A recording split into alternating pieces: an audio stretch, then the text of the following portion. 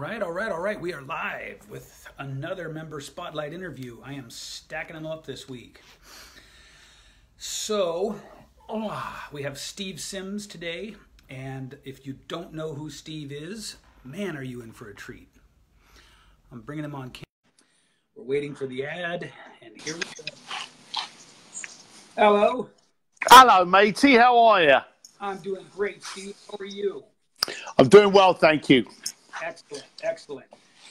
So this is a pretty low-key kind of an interview, my friend, just to introduce all these people to you. And Really? I dressed up.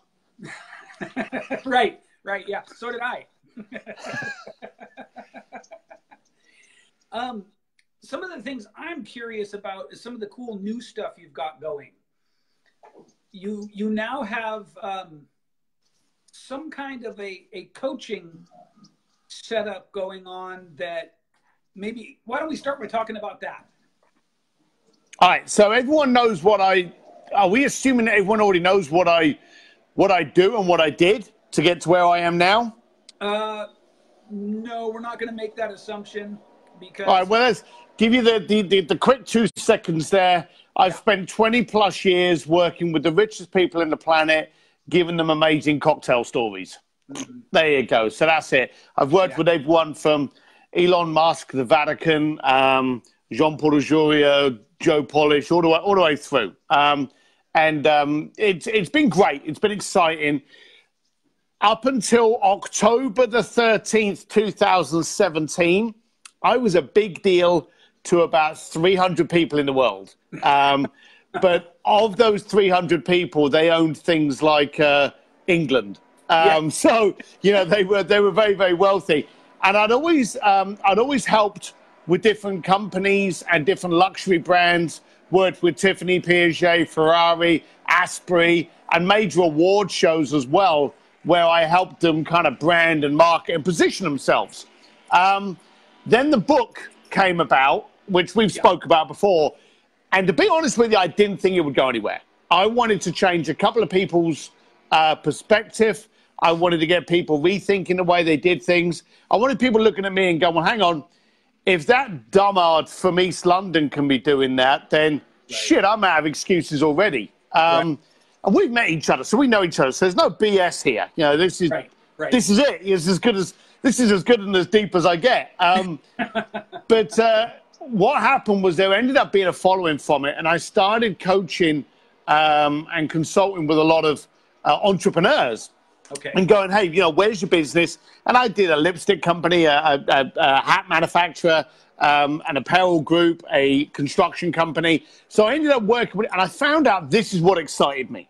Yeah. So for 20 plus years, I've been spending billionaires' money on giving them cocktail stories. I'm now working with entrepreneurs going, well, okay, this is how I did it. This is how you can do it. Yeah. And let's get you out of you and getting a couple of steps forward. So we launched a couple of events last year called Speakeasies. And these were events that you didn't know where they were. You didn't know who was going. As an attendee, more importantly, you didn't know who was actually speaking. Yeah. So what I didn't want to do was the usual kind of, hey, come to my event, I got Gary Vee, or come to my event, I got Grant Cardone, and basically sell it off of those people. So what I did was probably the dumbest thing you can do in an event. I sold it and said, I'm not going to tell you who's coming. I'm not even going to tell you where it is. And I sent a little map out with a circle going, it's in here somewhere.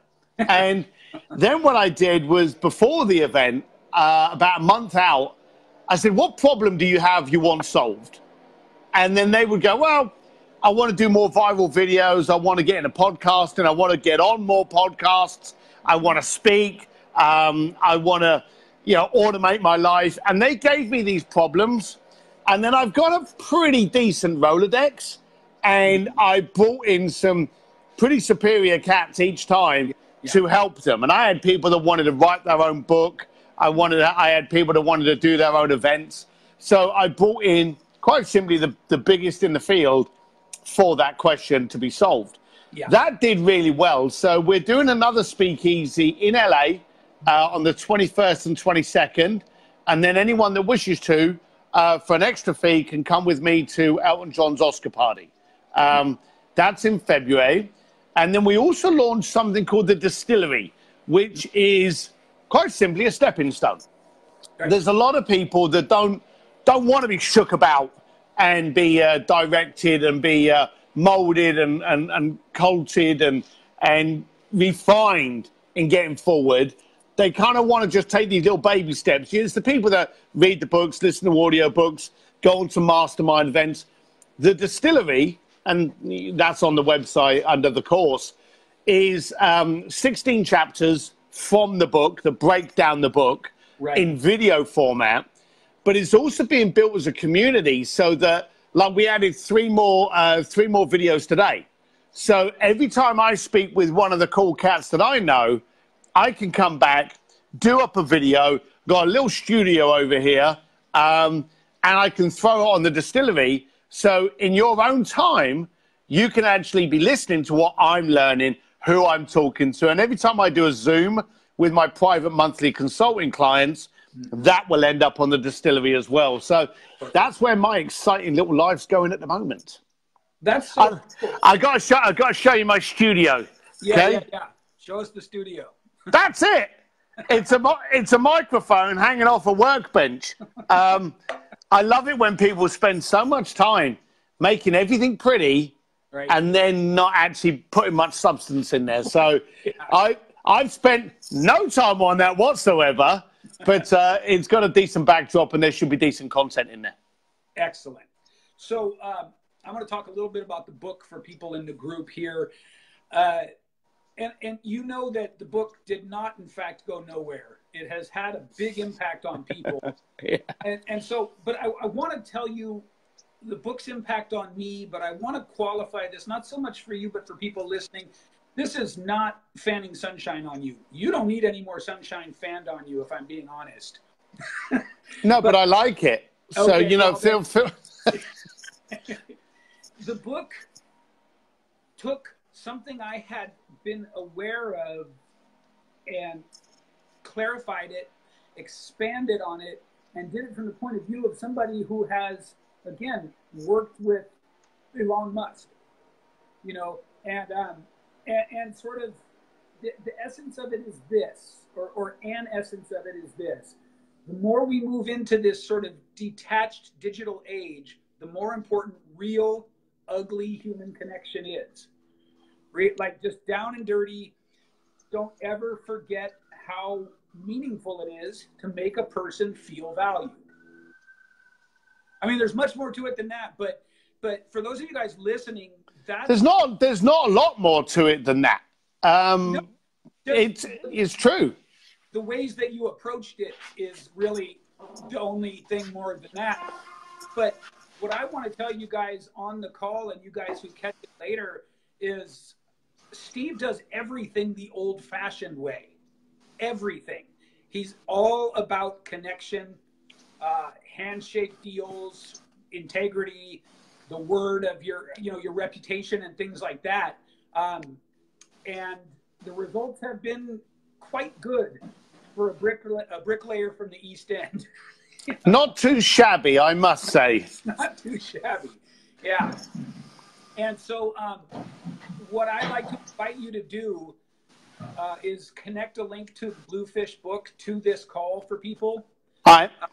I don't let people do unsolicited link adding in my group, but I just think that this book, it should be on everybody's shelf. I really do believe that. You know, a lot of people bemoan and cry about the disconnected feeling in the digital age, and this is the tonic. This is the remedy. And it's not just 1,000-foot view. It literally, it takes you down into how to create meaningful connection and what can happen in your life from that. I'm touched by that. Thank you, because I know how very careful you are with controlling what goes on within this group and who posts what, and I appreciate it.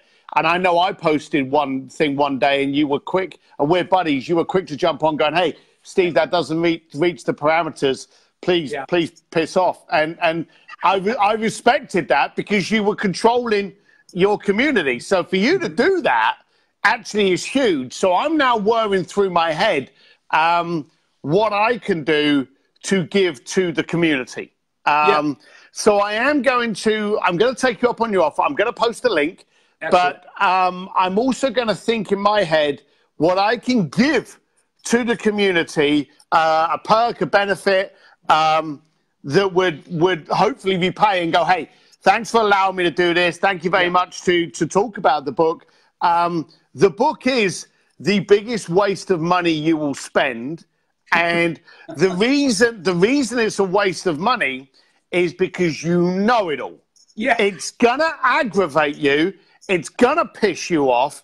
And what you're going to do is you're going to read this book and you're going to go, shit, I knew that. Yep. But then fall on you because you decided spending 50 grand on a CRM program was far smarter than sending someone a bloody bar tab with something scribbled on the back. But one of those is impactful and one of those is a waste of turd. So the book is there to get you impactful. Also, I'm a bit of a cheapskate until it comes to motorbikes. So I want to be the most impactful and cheapest route and direct route. Like if I walk up to you in the street and I punch you in the head, you're going to know quickly we've got a problem, okay? Or I could spend 30 minutes talking to you and come to the same assumption. One of those is more direct, okay? I'm not punching anyone in the head at the moment, so don't worry about that. But I'm very much focused on how can we be the most impactful? How can we be impossible to misunderstand? Yes. And that's one of the keys. A good friend of mine, Brian Kurtz, and Joe Polish, they said to me, there's a huge difference between being easy to understand and impossible to misunderstand. Yes. By now, and I can't see how long we've been doing this, anyone that's watching that and watching this has a very clear idea of how many layers I have on me. You know, this is as deep as it gets. Right. So I believe that the book is there to hopefully shake you up, to aggravate you, and to have you in a lot of areas going, well, why did I stop doing that? And then you're going to get back to it. So, as I say, you're right. It is raw. It is it's Neanderthal. It's primitive. It's basic. But then guess what, folks? So is you. You know, you look in the mirror every day and you're looking at the slowest evolving technology in the planet. You know, we all think we're brilliant. Nothing's shown. We've only basically just, over the past few years, just got used to walking upright. So we need to be able to use the tools that we have inside our soul before we get replaced by Alexa and all these other AI things coming along. Right. And the other thing is that the fundamental pieces, the gears of connection are also primitive. They're not complicated. They're not hard. They're not out of grasp. They're not hard to understand. And I love what you said, that the book is going to piss you off because you're going to read it and go, fucking, I knew that. And that's exactly what happened for me. It didn't piss me off because I already knew you, but it's exactly what happened for me when I read it. I burned through it without putting it down. And I was like, yes, of course. Yes, I know that. Oh, my.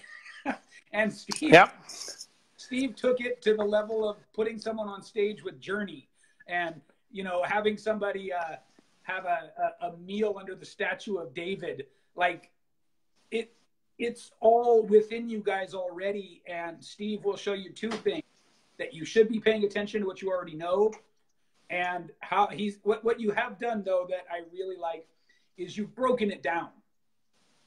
You know, it's not rocket science, but you did do a very nice job of separating the constituent pieces, and giving a great example for each one of how you put it into action. Yeah, it is funny you say it's not rocket science, but on the back of the book, you'll notice that we actually have a rocket scientist that actually gives me a quote on the book, which I found, Peter Diamandis, the guy from the X Prize. So that I found a bit funny. Right. Yeah, you're right. It's all very, very simple stuff. And what I'm hoping to get across to you is that if a bricklayer from London that never went to college, that now has lectured twice at Harvard, once at the Pentagon, has worked with everyone from Andrea Bocelli to the Vatican to Elton John, you're already shit out of excuses. So the only reason that you can't do it is because of you, because I did. Yeah, exactly. So what I find really tantalizing right now in my own life is how you did this for 20 years and your interest evolved and has shifted a little bit. You know, I think that and I understand why you sort of vibe with entrepreneurs, because what you've done is very entrepreneurial and you're not afraid to change as the evolution happens inside of you, or just the change in interest or whatever it is, the new awareness. You know, I love that you went to A Taste of Blue, you know, which is a really cool idea. And now you've got the distillery and the speakeasies. Tell us a little bit, give these guys a little bit of excitement and encouragement for what the evolution, the arc of an entrepreneurial experience can be. It's not an arc; it's a yo-yo.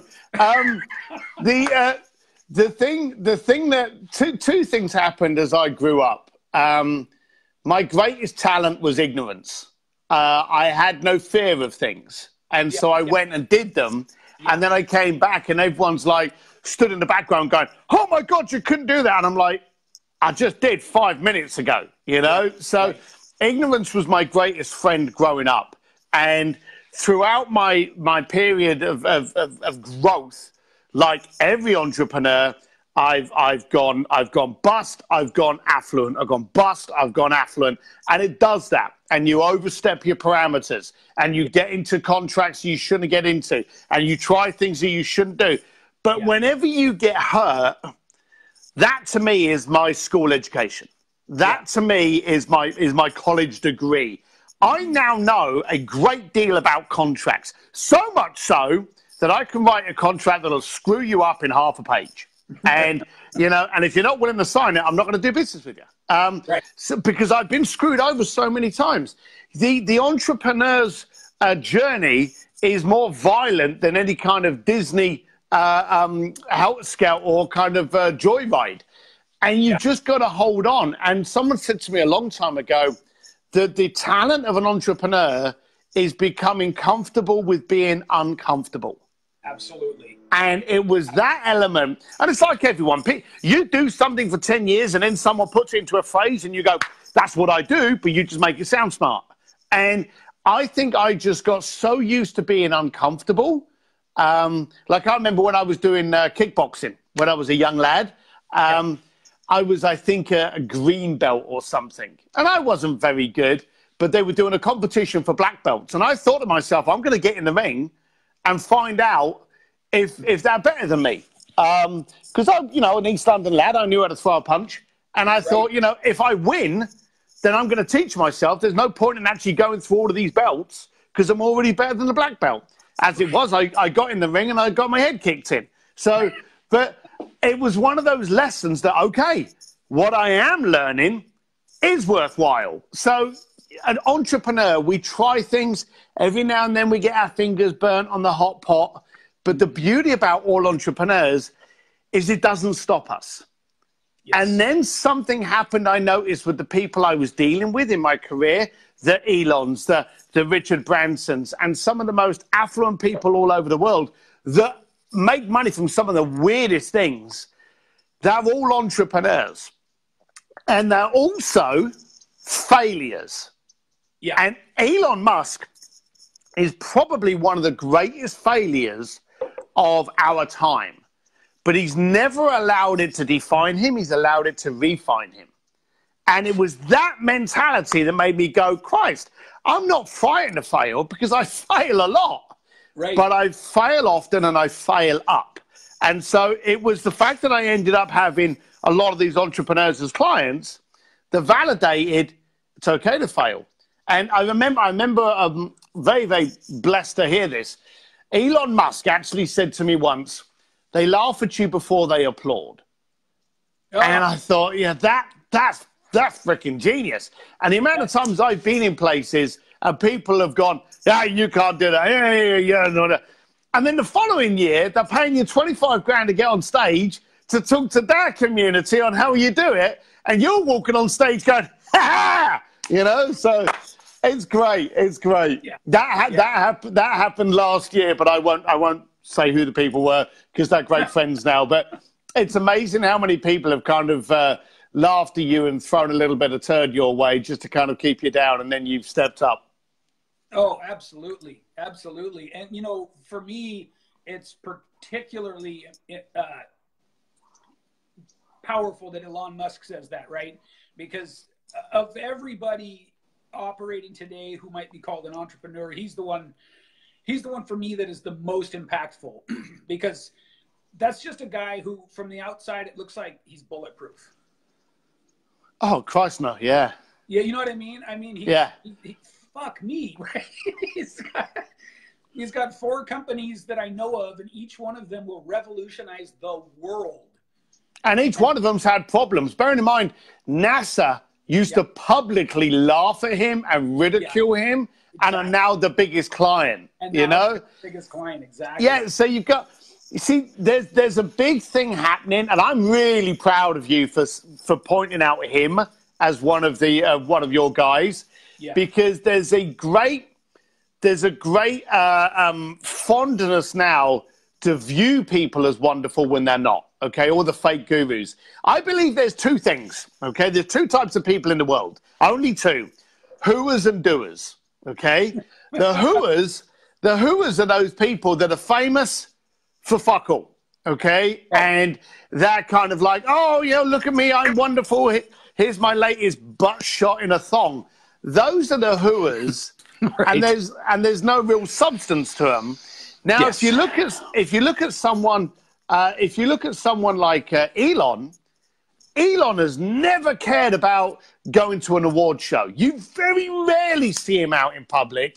Yeah, he's famous for doing. Steve Jobs was another one of them. So we've got a lot of people now that are famous for being substance. And I'm really grateful that we're in a day and age now, because in the 90s, if you were an entrepreneur, that was because you couldn't get a real job. Yeah. Okay? And everyone laughed at you. Yeah. Now, the rock stars of the world are not, you know, Justin Bieber and Steven Tyler. Right. They're actually Elon Musk, you know, and Jean-Paul Dejouria and doers. So I always look at the people out there. Jean-Paul Dejouria, check up his history. And he's like Paul Mitchell, Tequila, Patron Tequila. That guy's sharp as a tack. Yeah. Great community spirit. But I'm glad to see that the rock stars of today are the Mark Humans, the Damon Johns, the Jay Abrahams, and all the people around us, like if I'm say Gary Vee and Grant Cardone. Okay, Grant Cardone is a guy that I openly kind of look at. He bloody Instagrams his entire life from the moment he wakes up in the morning to the time he goes to bed. And I look at it and I go, oh, my God, that's awful. I hate it. It's terrible. The guy owns one of the largest real estate funds out there. Whatever he spouts about, however he spouts about it, he fucking does it. Okay? So you can't throw shit at him. In fact, do, because he will only laugh at you and it will be Teflon and fall off. Gary Vee. Everyone goes, the gay guy goes out there and he talks about do this and be you and you could do that. And he swears and stuff. He owns one of the largest media companies in America. The guy's not full of shit. The guy knows his stuff. And Tay Lopez, the guy that everyone loves to hate, look at my Lamborghini, this is my book, all of that shit. It's because he knows what will piss you off and makes him a talking point. And he is so damn good at what he does. So all of the people that you're laughing at are doing stuff to make you do so. So good on them, boys. Massive respect for all of those. Yeah, that's a great point. And those 3 guys are great examples. No matter what you feel about them personally, you can't take anything away from what they're doing. They're making the shit happen. You know, and that's like, I mean, I hope that this group is filled with those people. Of course, you can't 100% filter a group, but hopefully we're all in here because we're looking for what's real and what we can hold on to and build with. You know, and so those are great examples. Now, just for curiosity, for my sake, can you talk a little bit about what Taste of Blue is? Is that still relevant in your world? I think it. God, I'm scared to say this. I think it comes out this Friday or Tuesday. Okay. So it's to talk about current, it couldn't get more current. So we launched the, well, I don't know if we can say we launched, but we ended up becoming the world's leading concierge firm.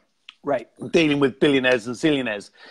To keep a bespoke attention to detail to each client, we've had to cap it. In fact, more than cap it, we've had to close it.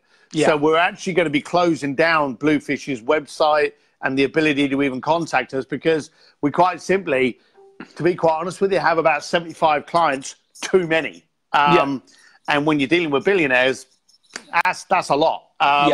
So we're going to be closing it down. So what we did was we built up a online platform, which is going to be hosted on your iPhone.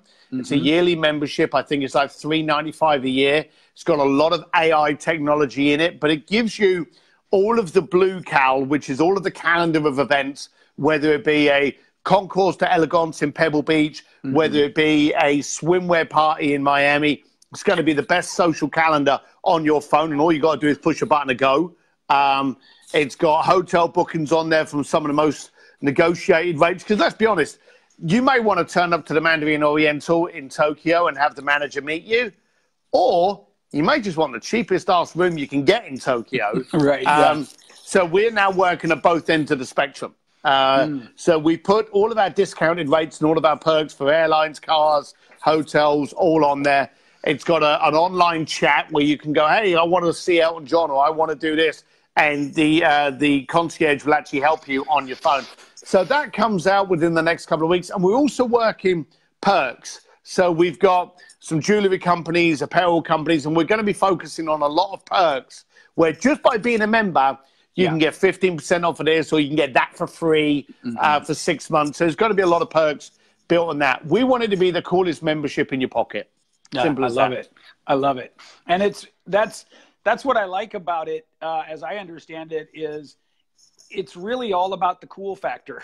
You know what I mean? It's just awesomeness. Yeah, right. Yeah, that's what we're hoping. We want people to be able to. One of the things that's aggravated me, and this is why Taste of Blue has been born, is more people should be able to experience cool. And you know, we've never been a precocious group.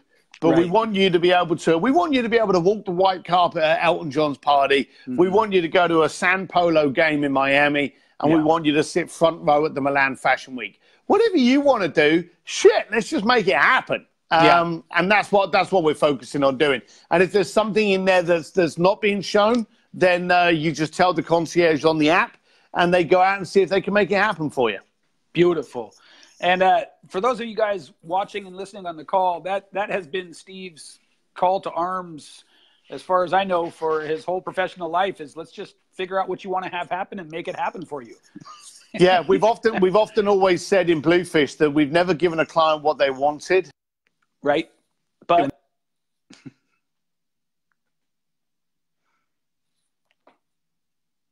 looks like we're frozen up. To do. So we try to see how far we can actually take it. But that's the Bluefish side. Taste of Blue is kind of like the stepping stone on that. So it's a great journey to be having. Yeah. Have I froze? Yeah. Have I froze? We've got a little bit of digital. You're back again. All right. There you go. We had a little bit of clipping there. Yeah. All right. Okay. But we're back. We're in it now. Yeah, we're in it now. You'll add the link to the book into the group for people. I will give a ringing endorsement here and now that anyone and everyone should read this book.